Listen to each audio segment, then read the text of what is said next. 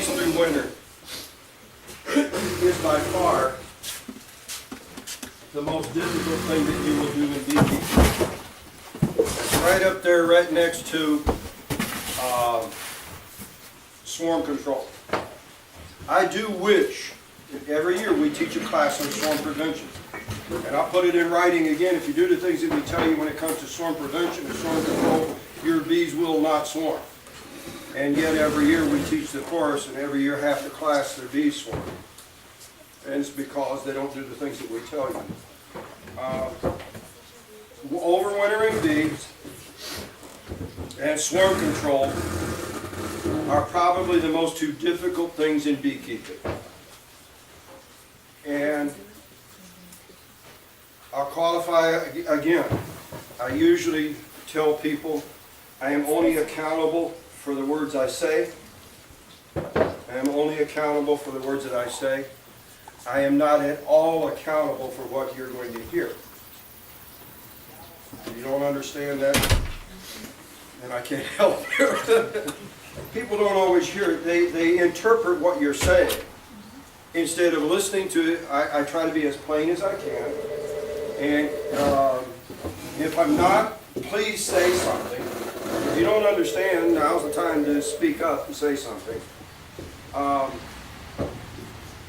again, swarm control and overwintering both are very difficult. We tell you at the beginning of the season, every 7 to 10 days you should be looking at your bees. You should be doing that for the first 4 to 5 years of beekeeping. And I know that everybody's got a life apart from honeybees, except me. I know that everybody's got a life apart from honeybees and beekeeping. So we understand you've got to go on vacation. We understand you've got to go to work. We understand. But at least the best of your abilities for the next, if you're starting this year, and let me ask that, how many of you are starting this is your first year in beekeeping? Okay. For the next 4 to 5 years, you should be in your bees every 7 to 10 days, weather permitting. Then we get to the part where winter sets in and all of that vanishes. It's all out the window. 7 to 10, you're not going to hear this in very many places, except intelligent teachers. Most instructors are going to tell you not to be so intrusive, bothersome. And what they're saying in part is true. Working your bees and open a colony every 7 to 10 days is invasive, and if done haphazardly. By working a colony of bees, if you can't get out of your bees in 15 minutes, you need a class on how to rummage through a colony of bees, because it doesn't take that long. I mean, even instructing out here, 15, 20 minutes to a colony of bees, and I've said everything I can say in 15 minutes. So, for your education, you need to work your bees every 7 to 10 days. It isn't the best thing for the colony of bees. It's not the best thing for the colony of bees, because you're wandering through this colony so frequently that it destroys the continuity of the colony. There are some that say for the next 2 to 3 days. I would never say that. I would say that it destroys the continuity, the pheromone, the chemical makeup of the colony probably for 2 or 3 hours after you fill it full of smoke, and then the bees become totally confused. And that's really not the best thing for the bees. But it is the best thing in the world for your education. And then at the end of 4 to 5 years, you will know enough that you don't have to work your bees every 5, 6, 7, 8, 10 days. You can work your bees once a month, every 2 months. Last week, I opened a colony of bees out here, and I told the group, I said, I haven't been in this colony since June 4th, field day. Let me tell you what you're going to find. You hit it right on the head. So once you get some experience, and you get that again by working with your bees, once you get some experience, you can prolong your investigations through a colony of bees. And working a colony of bees this time of the year and getting them prepped for winter is extremely difficult. I'm not going to lie to you. There are so many factors that come into play. There's one chair there, and would you go in and tell them we need another chair? We tell you every 7 to 10 days, and now all of a sudden on November 1st we say, hey, you can't see your bees again for the next 3 months. So on that last day, they got to be ready until weather presents itself again to where that you can actually work a colony of bees. And that may be January, that may be February, depending on the kind of, you're at the mercy of weather. So you've got to get your bees prepped and ready by November 1 or thereabouts. And then once you do that, you've got to be satisfied with the results that when January hits here and it's 10, 15 below, you don't have to be concerned about your bees. And that's the difficult part. And it's difficult, manifold over with the new beekeepers that don't really grasp a lot of the concepts and the things that beekeepers talk about on a daily basis. So it's important to get your bees prepped and ready. And again, we're going to hit at the end of this 4 major points that you must do in order to have your bees prepped for winter. And if you don't, then your bees run the risk of being dead. I'm going to show you some slides on what the average winter losses are nationally. We have 2 studies. This one was done in New Jersey. We have another one, I think, that was Michigan or I do a lot of research. I do a lot of reading on this. And so I think the other one's either Michigan or Minnesota. If they keep bees alive in Minnesota, there's no reason you can't keep bees alive here in Ohio. So there's a lot to this. There's a lot to consider. There's a lot to do. But if you'll do the things that we tell you, the 4 major points, which is not at all difficult, at the end, you will have bees next spring. And you won't be buying packaged bees from me or anybody else. And that's the end result. The end result as a beekeeper is you want to be self-sufficient. You want to be able to do multiplications in your own colonies. You want to be rearing your own queens. You don't ever have to buy bees again from this point going forward. That's possible. Had a lady in here, let me think now. Had a lady, yes, she was in here. She's out east of here, where all the bad weather's at. She said she has 4 colonies of bees. She overwintered 4 colonies of bees. And all of her mentors and senior beekeepers in the area lost about 25–30% last year. Last year was as mild a winter as you're ever going to get. The 2 winters previous to that are about as bad as you're going to get. Those 2, I see it was 14, 15. Winters 14 and 15 are among the top 5 worst winters on record.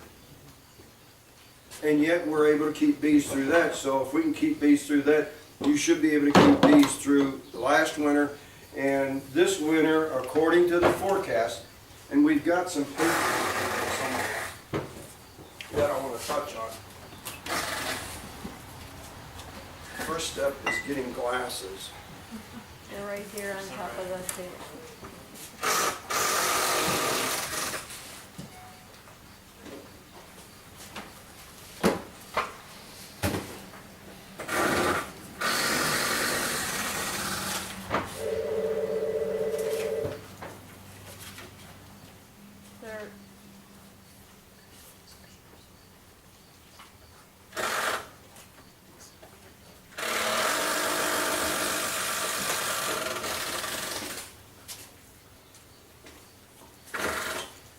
They're calling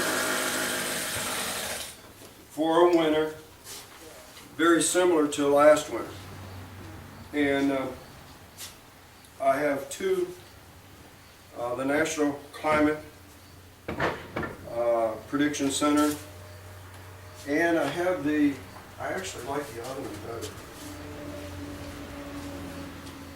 I got it.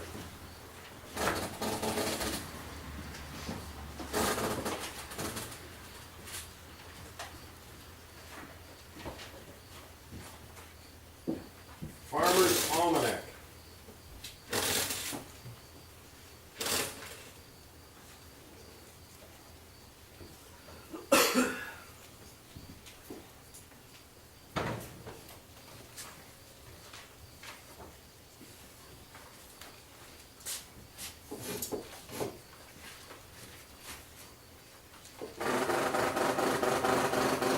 Let me give you what the Prediction Center, National Weather Service says about this year, this coming winter.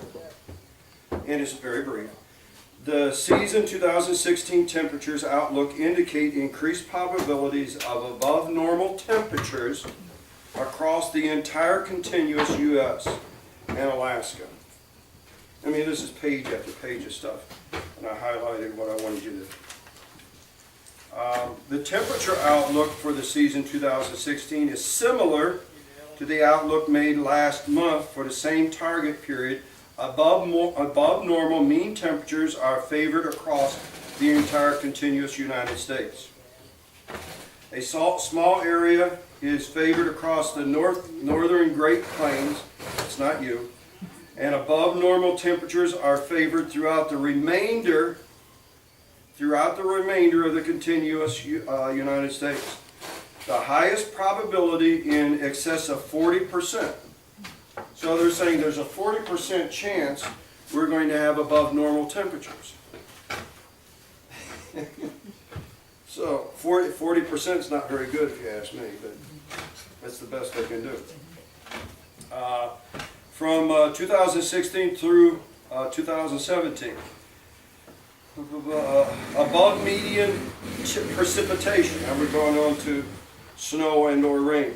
Above median precipitation is also favored to develop across the Great Lakes, that's you, Ohio Valley, eastern portion of the upper and middle Mississippi Valley, and the Tennessee Valley. This wet signal is often observed during La Nina winters. I think that's all for that. 2017 long-range weather forecast for Cleveland.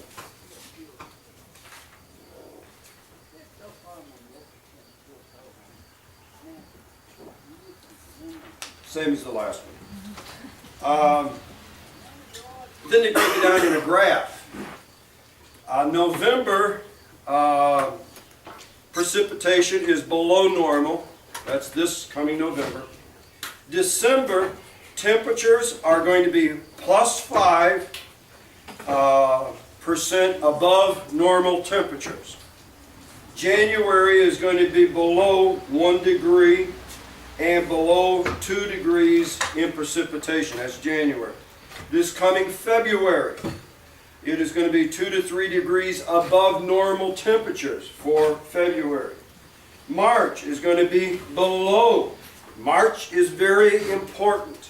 March and April, very important to beekeeping. We'll talk about that too at the last, when the slide comes up. Below normal temperatures and below normal precipitation for the month of March. Above normal temperatures in April, above normal precipitation in April. And then May, it really doesn't matter because you'll be in your bees, hopefully. So that's those two. Now, let me hand out some stuff.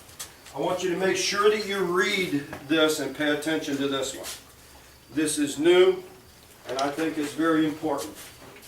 So we're going to pass them around. We got several to pass out.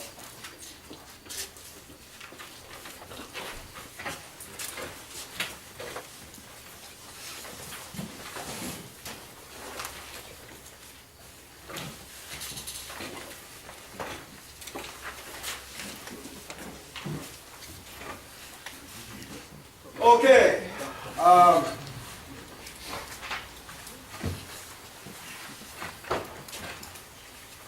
think that's all I had to do for preliminary.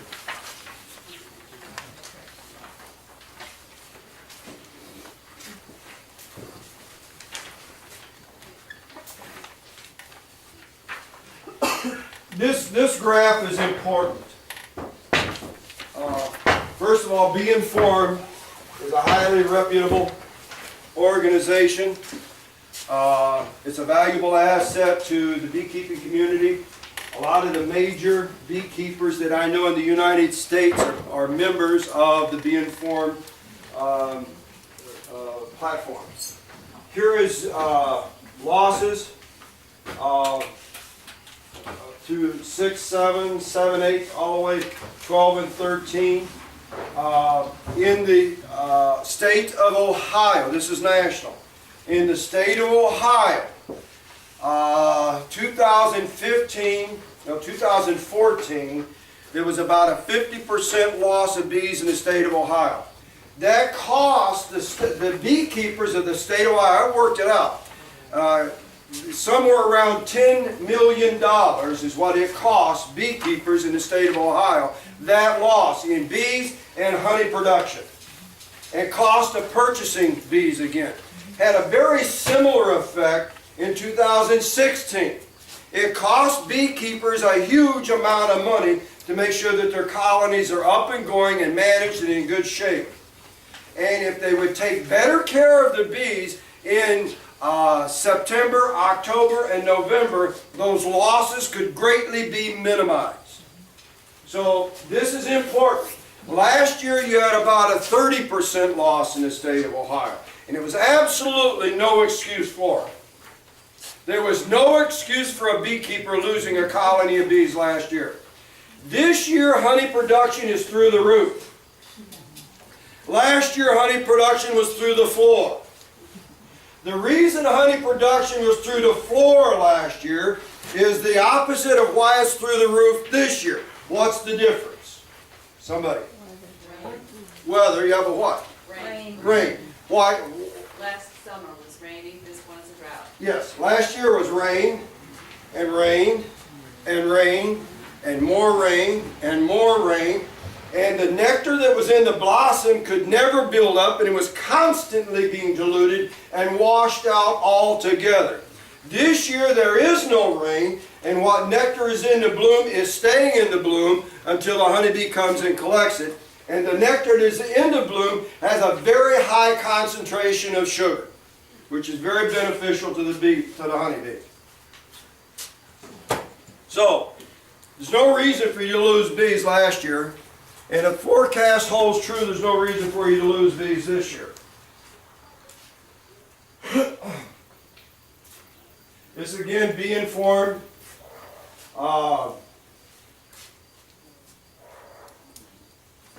Losses.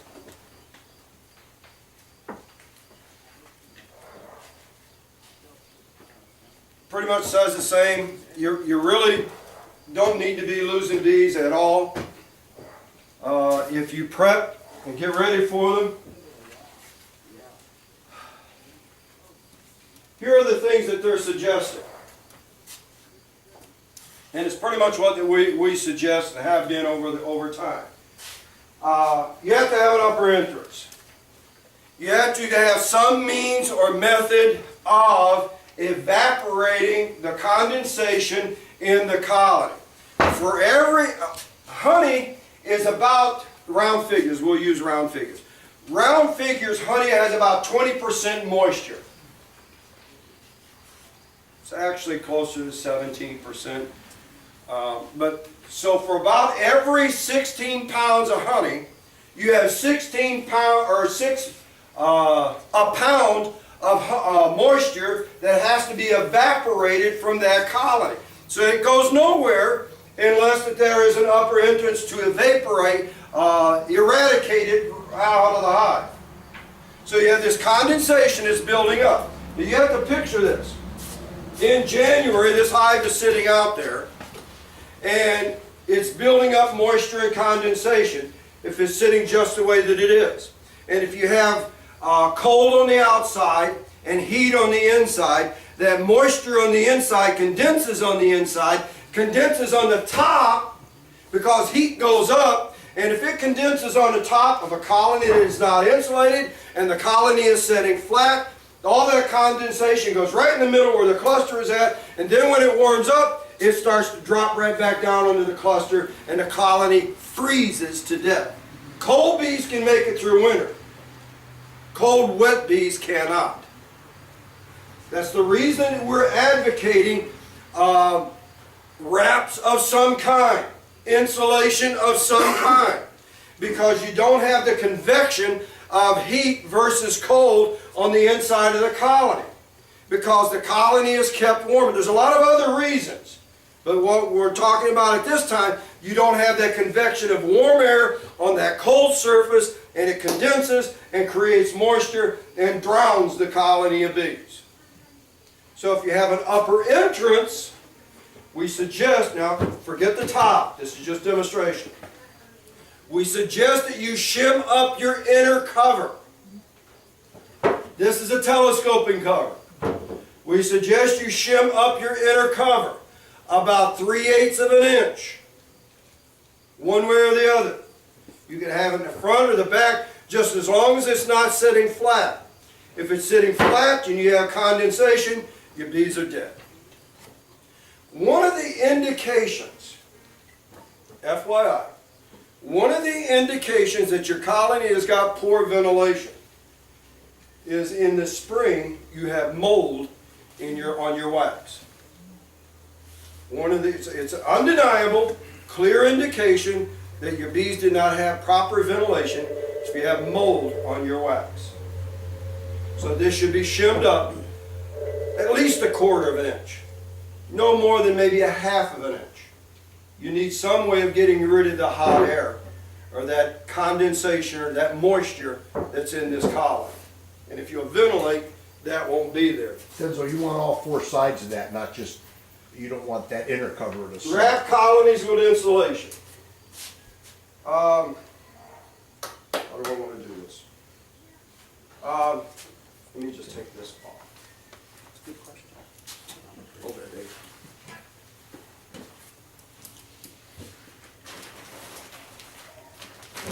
One of the reasons that people give for not insulating their bees is too hard. It's too difficult, takes too much time, and it's too much money.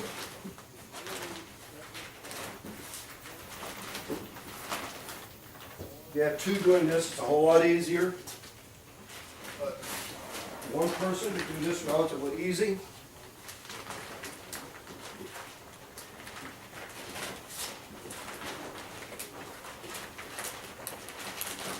Done. And more directly to your question, this is the minimum. This is the minimum. I really like this. If you're going to do this, even with this, I like having a sheet of this on the very bottom. I like having a sheet on the top. It's not necessary with this, but this is just a whole lot better. But you gotta, if you're going to put something like this on the top, you better put a cinder block on there because it's going to act as a parasite. I like insulating all the way around.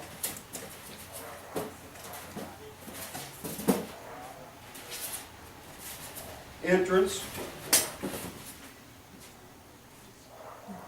I have on the colonies that we wrapped for demonstration 2 years ago, I believe it was.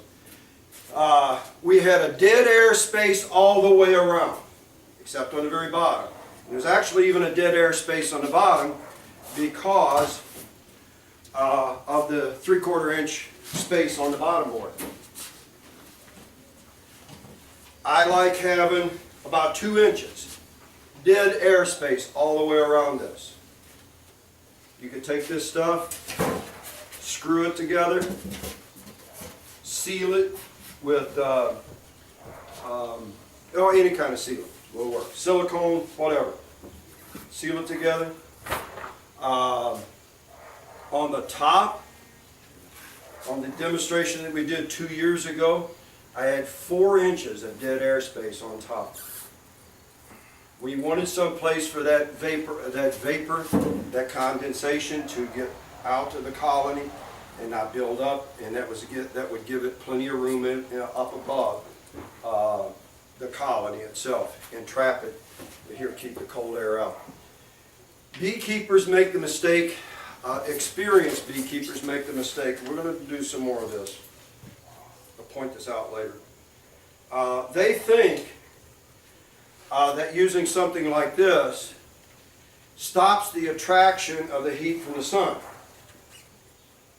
And that's true, but that's not what we're trying to. We're trying to keep air in, not draw heat from the sun. And that's what this does. The bees generate more than enough heat.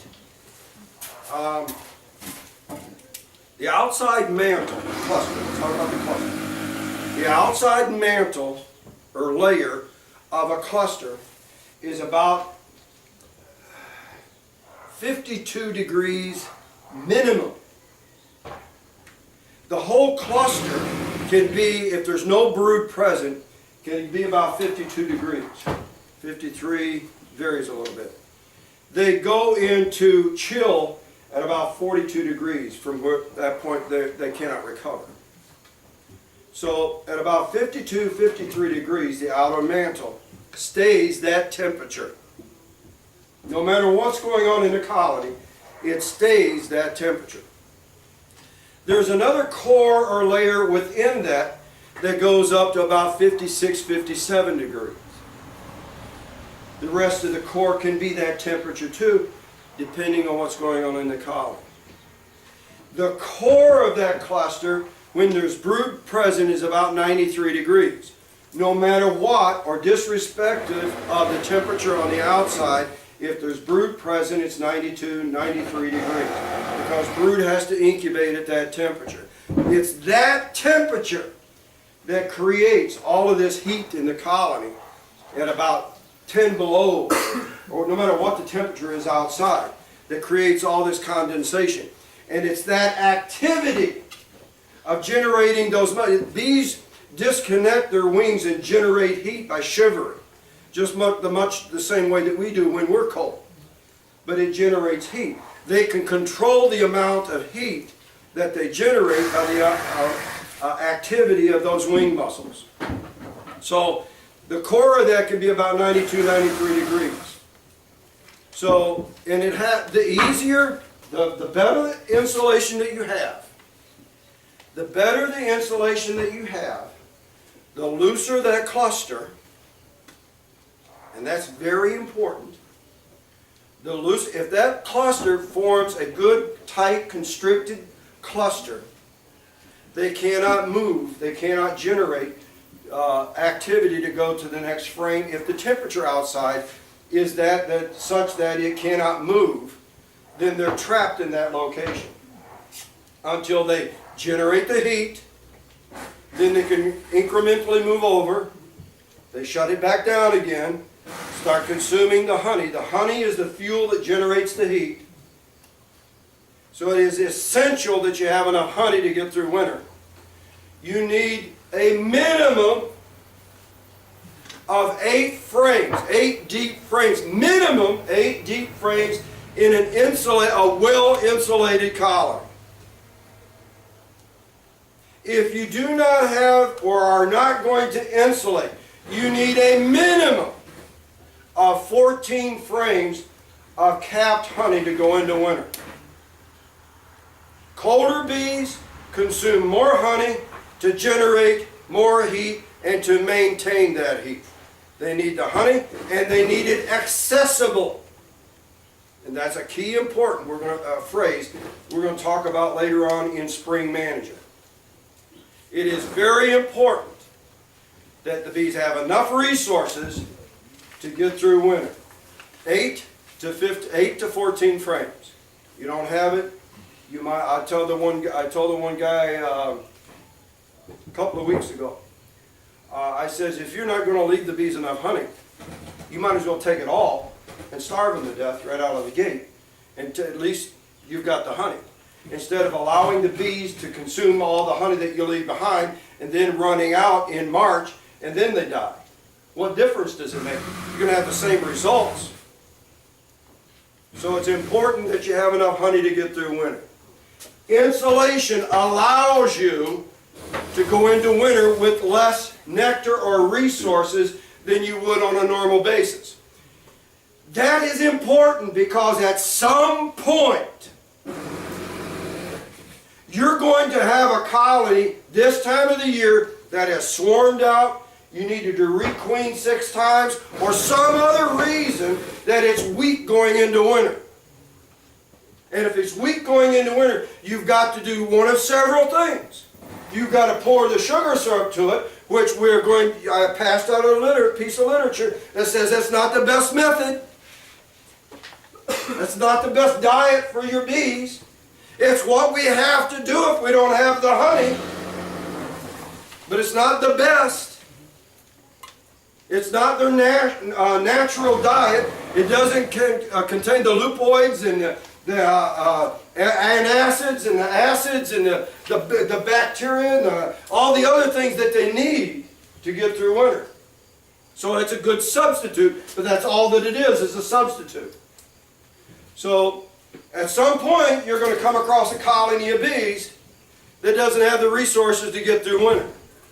This is a good means of accomplishing that, and a sheet of this is only going to be about 15 bucks, 20 bucks, something like that. And you can make enough for 2 deep hive. So insulation, rack the colony. More is better. All the way around, top, bottoms, all 4 sides. The more you can insulate it, you cannot insulate too much. The common idea behind many beekeepers is if I put too much insulation on it, they're going to think it's August and they're going to come out and die. These aren't that stupid. Yes. 2 questions. When you were showing us the blue, was that an alternative to the black or on top of the black? No, it's really either or. Okay. But because this does nothing for the bottom and the top, is why I brought these out. Again, let me overemphasize. You can't insulate too much. I mean, we used to have bees in the wall in the house. A big observation, I had 21 frames. Those bees, we had coal and wood heat at the time. And a lot of times, for those of you who ever use coal heat, it's hard to regulate. Burns at 2,800 degrees. It gets hot. At no time in the years that we used cold heat did those bees ever decide to go outside because they thought it was August. Okay? And they did just fine. You can't insulate too much. You can't insulate too little. Old school. Old school, first of all, old school, and you got to keep in mind, I've been around. I've been doing this for 45 years. I've seen every transition that there is since the line straw hive. Old school was you didn't insulate. But old school also, we didn't have varroa, we didn't have tracheomites, we didn't have small hive beetle, we didn't have the bacterial diseases and the funguses and the things that we're dealing with today. We didn't have the stress factors that go along with varroa, like stringwing, parasitic mite syndrome, and all, Israeli acute paralysis, all the K-wing, all the other things that go with that. We didn't have it. So we didn't insulate. And they did just fine. That was the day when you took your bees out and you set them in the back 40 and you say, I'll see you in October. Because you didn't have to worry about them. And you knew full well in October that's where they were going to be. Now, who knows? Farmer Brown may decide to spray them. And if he don't spray them, maybe varroa decides to invade. We have all these other factors. There's the stress factors. And as beekeepers today, we have to, the big thing in beekeeping today, there's two things in beekeeping today. Two big things. One is diet. You're going to read more and more about diet as time goes on. Probiotics, another big thing, you're going to read more and more about probiotics as time goes on. We emphasize both. Hopefully we get more about that later. But those are the things that we dealt with back in the day. We had American foul brood, we had chalk brood, we had European foul brood. But American foul brood at one point was devastating. In the 30s, 40s, and 50s, probably 20–30% of the colonies in the state of Ohio were burnt every year.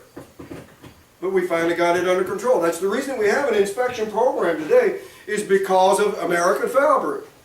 Sole purpose of the program in existence today was American. It's gone. We had 2.02% of the bees inspected in the state of Ohio last year. I should make sure I get my facts straight. Last year had American foul brood. Let me make that a little bit more clear. 5,600 some odd colonies were inspected last year. 15 had American foul brood. So the inspection program worked. So insulate. Don't worry about over-insulating. And what was your other question? When you were talking about shimming the inner cover, did you mean all sides or just the one? Just one side, either front or back. And if you shim all four sides, there is the possibility you're just going to raise the problem and the condensation is going to be there anyway. So this is both for airflow and for water? Yes. Okay. You want the water to run off either front or back. Okay. Tar paper was, again, old school. That come into being probably 30 years ago. And the principle behind the tar paper was, if the sun come up, and there is many a January that we would like to see the sun, and it's just for all practical purposes doesn't exist, except there is some light during the day, some. For all practical purposes, it didn't work. There was no heat from the sun to draw, and it was not an insulating factor to keep heat in the colony, and it did not get enough heat from the sun to really change things at all. So tar paper, while it's better than nothing, for all practical purposes, just didn't really exist. We dealt with that. Equalizing colonies is old school, and I'm reluctant to tell you to do it. Because I'm concerned that some beekeepers just may not understand and end up destroying their colony. Let me give you a basic concept between what equalizing a colony is. Let's say, for example, you got 15 colonies. They're all in a nice little row. And you should do this in the spring as well as in the fall. Equalizing a colony means if you got, there's some hypothetical situation. You got a wind coming, and for 2 or 3 days it blows down the line of bees. The colony at the very end is going to be a very strong colony, and the colony up at this end is going to be the weakest of the colonies, because the wind come in, swept the bees in, and they just kept gathering up at the other end. That's one hypothetical situation where you might end up with colonies on equal strength. Another would be swarming. You got a colony over here to swarm. This one you managed. This one, half the bees left. It's weak. There are ways of, and there's other scenarios. There are ways you can equalize these colonies in the spring. You got a super nice colony over here, and you got a colony over here that the queen is failing. You need to requeen. But once you requeen, because it's weak, it just doesn't get built up. So what you can do is you can take colony A and colony B and switch. And you do that at 2 o'clock in the afternoon, when all the field force bees are out gathering nectar. Then when they come back in, all the field force bees from this very strong colony are now going into this very weak colony, and all the field force bees from this very weak colony are now going into the very strong colony. And what you're going to do is you're going to equal itself up reasonably well. You can also do that by transitioning frames of brood from one colony to the next. Here's another one. That's spring. This is fall. Let's say hypothetically you've got a colony of bees that, well, let's go on the chain, we dealt with it. Let's say you've got two extremely strong colonies. You've got two colonies of bees.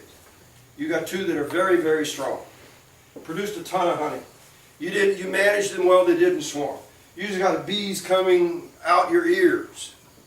And this is now October 31st.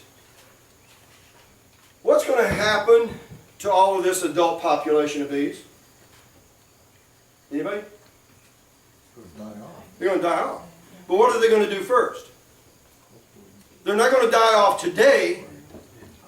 They're going to die off some tomorrow, some the next day, some the next day, some the next day, and 30 days later they're still dying. But before they all die off, I'm going to have one last meal here, and one last meal here, and one last meal. So another way of evening off your colonies and getting rid of the adult population that's going to die anyway, but not before they eat a ton of honey. And that's very important if you don't have enough nectar to begin with. What you do is in the middle of the day, on a nice sunshiny day, let's say sometime in October, late October, sun shining, you have a lot of bees flying in and going in, you just take both colonies and move them. Move them 100 yards away. Put up some empty, if you want to save those bees, let's say for example you got a wheat colony. You can actually grab all those adult bee population, put them in a wheat colony. There's methods of doing that. But they're still going to die. So then you've got these two colonies that you've just gotten rid of a ton of bees. And one of the things that we have to deal with this time of the year is beekeepers, especially this year, beekeepers have a ton of bees in their hives, and they're asking us, how am I going to get all these bees out of 3 supers into 2 deep boxes when they won't fit in 5? That's one way of doing it. I started off saying that by saying this. I'm reluctant to tell you. Because you have to have colonies that are suitable for that. If you take a colony that you don't know is weak to begin with, swarmed last week, you can have bees that are still swarming. If you have a colony that you just replaced the queen, she's not up to snuff and the colony is still in decline, and you get rid of all of the adult population, there's no bees to take care of the incoming brood and blah, blah, blah, and you decide to move the colony, you probably just lost that colony in January. So be careful if you want to do something like that. It works, but only if you do it properly. It's like everything else. This one, you could do that, but it's not necessary if you do this. If you're not going to do this, it's very beneficial to do this.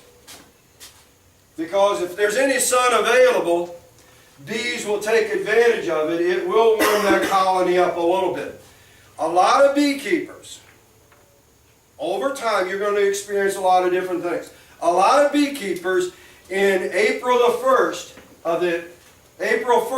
they find out all their bees have migrated to the south side of the hive. And the reason for that is that's the warmest side of the hive. And over the course of the winter, frame at a time, incrementally, they worked to where the warm side of the hive's at. The sun would hit that hive periodically, and they would take advantage of that. You've got to correct that sometime in April, because you want your bees to expand both ways, not just one way. Yes? If you're building a, like you said, a rigid foam box, basically, do you just set the box on top? If you put it together, and you're going to keep it together, and you seal it and glue it together, yeah. The only part where that you would have to change things up is this time of the year, you can do this anytime. take that hive, next time you're doing a bee inspection, excuse me, the next time you're doing a bee inspection, go all the way down to the bottom board and take a sheet of this and set it right on the, underneath the bottom board. And set your bottom board on top of this, then reassemble your hive. And then, you can take and put your box over there, your setup, your styrofoam setup, anytime. Let me give you another clue that nobody ever thinks about. And at one time I didn't either. I'll start from the beginning. Back 25 or so years ago, we used to do custom extraction for a lot of people. They would come in and they had 30 or 40, we had the equipment. We had an extractor that done 60 frames at a time. We had chain uncappers and all kinds of things, you know. So, I mean, I could do, that's six supers at a crack. And we'd have it done in a couple hours. So anyway, this gentleman way down in Mansfield, he asked me, he had an orchard. He was an old beekeeper, and he asked me to come and look at his bees and see if I would do his extraction. And I went down to look at him. Every hive he had a sheet of this. This was in warmer weather. Every hive he had a big sheet of this sitting on top of the colony. Big brick sitting on the top of it. Boy, this is retarded. So I went to, I took it apart, took the brick off, took the styrofoam off. You put your hand on that metal, it's cool to the touch in the hottest of weather. Where you'd go out in August and you could crack an egg and fry it on a piece of metal. That works in summer as well as winter. You could put this on the south side of your bees, and the sun will never touch it. And your bees will do a whole lot less bearding, be a whole lot less stressful. There's just no good argument against it, other than maybe the inconvenience of going out and all this in the way. But you'll find out that that works as well, yes. Two more questions related to that. For your condensation, if you're leaving an air gap inside the box, does your condensation just go out into the air gap? Yeah, it's not going to stay in there. It's going to escape. Heat's going to escape. And if there is, let's say hypothetically there is some condensation, it's going to condense on the top of this and drop back onto the metal and run off anyway. Now, what about an opening for cleansing flights? Well, that's this. Oh, I didn't see that. Okay. Got it. Yeah, you always have, and the thing about using a piece like this, you can keep that whole entrance open. It doesn't affect the bees at all. Okay, I think we're done with that. That moving colonies to an inside location, can you actually put them in a heated building and be Yes, done? glad you brought that up. These mini nukes out here that we will look at if it doesn't rain. We're going to, a mini nuke, for those that don't know, is a quarter of a hive. It's not a 5 frame, it's a 5 frame, but it's a half of a 5 frame nuke. It's a mini nuke, it's this big by this big. I don't even know the dimensions. It's 12 inches by 10 inches, something like that. We're going to overwinter those, just to show you that it works. There's ways that we're going to do this. We're going to take some, we're going to do, I have in the past, just to show you that I know what I'm talking about. In the past, I have overwintered 1 frame of bees. Okay? 1 frame. In a 5 frame nuke box. In the past, we have experimented. We set up, we didn't know what we was doing at the time, but we do a lot of trial and error and experimentation in what that we do. I've overwintered 2 frames of bees in a 5 frame. I've overwintered 2 frames of bees in standard equipment. We did some experiments. Insulation, no insulation. Some survived, some didn't. Out of 10 colonies, we had probably about a 40% acceptance rate. Just practicing. We're going to take these mini nukes. Some of them are going to go into the garage. It stays about 45 in there. Some of them are going to stay outside with insulation. The healthier ones. I've got one over there, I think it's three deep, I can't see it, it's 3 deeps, and the top 2 deeps are full of honey. I'm gonna insulate that, it will survive. Unless there's some other underlying factor. But there's no varroa, there's a few small hive beetles, but that's not gonna be an issue. So, I don't see any reason it won't survive. Did that answer your question? No. So if you put them in a heated building, you're good to go then? You don't have Yes. to, okay, But you have to close it up, and they do need cleansing flights. okay. Let's say periodically, I'm gonna have to go into the garage, it's gonna get up to 50 degrees at some, I can keep them in there for a month. They're no problem. Then I get, let's say January, it goes up to 50. I go in, I grab up this mini nuke, it's gonna be banded together. I'm gonna grab the mini nuke, take it out. One good thing about it, I've got one colony sitting outside. When those colonies sitting outside are flying, I'm gonna go into the garage and get the colonies that are sealed up. The entrance will have to be closed. I'm gonna go in, I'm gonna grab that colony, I'm gonna take it out, put it exactly where I took it from in November. Set it down, open it up, and they're gonna come out, go to the bathroom, and then maybe that night it's gonna go down to 10 or whatever. I'm gonna close it back up, I'm gonna take it back into the garage. They have to have a cleansing flight, So how often would you do that? as weather permits. You know, probably every 2 weeks would be ideal, but I mean, you could get by every 3 weeks, once a month. And they'll know to just do it? Yeah, So, literally? Necessity. yeah, it's pretty much out of necessity. Nobody has to tell you when to go to the restroom.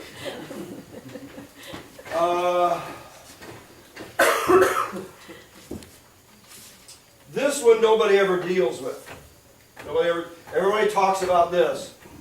We've talked about this today. We haven't talked about this. This is one of those years, and you're going to find. I need to know the time. Okay, we're doing it.